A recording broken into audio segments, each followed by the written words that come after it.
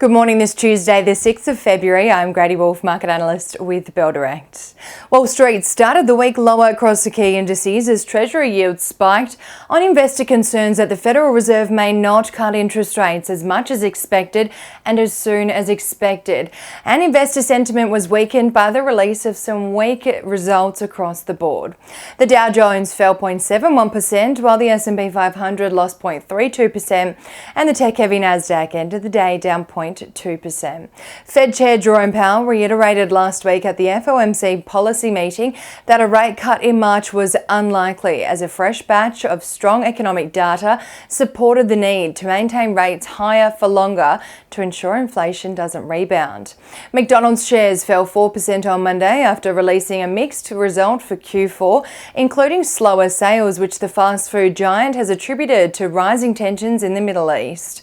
In Europe overnight, markets closed slightly lower across the board as investors digested the idea of higher for longer rates, both out of the US and across Europe. The Stock 600 fell 0.14% to start the week lower. Germany's DAX fell 0.08%, the French CAC lost 0.03%, and in the UK the FTSE 100 dropped 0.04%.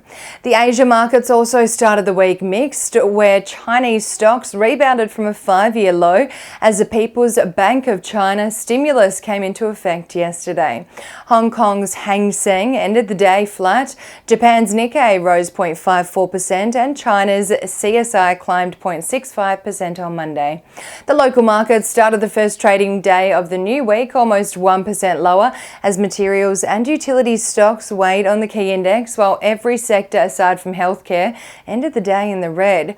The sell-off to start the week was most likely attributed to investors taking profit after the ASX soared to a record high close on Friday last week.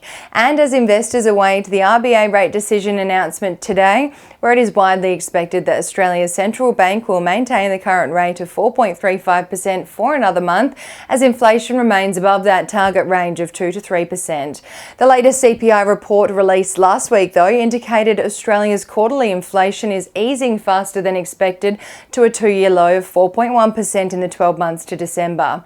In M&A news, yesterday, West Australian gold miner Red 5 announced it is merging with Silver Lake Resources in a deal worth $2.2 billion to create a gold mining powerhouse.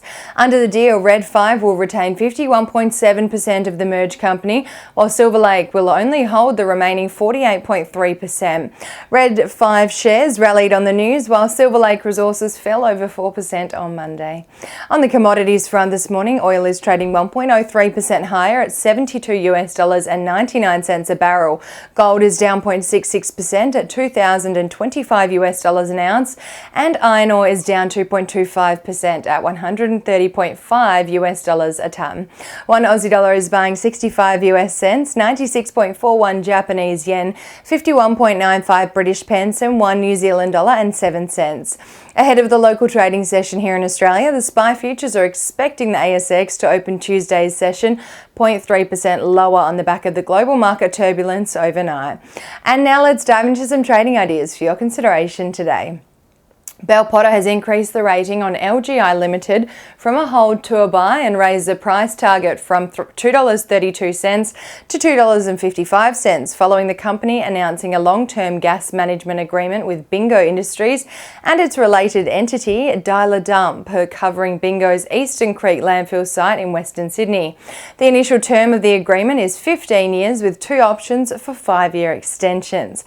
Bell Potter believes the contract further validates LGI's position as an industry leader in biogas recovery.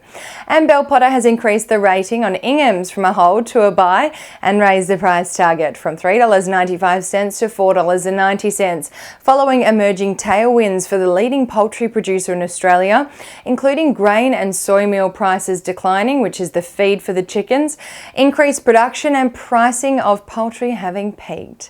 And that's all we have time for this morning. Have a wonderful Tuesday, and as always, happy investing.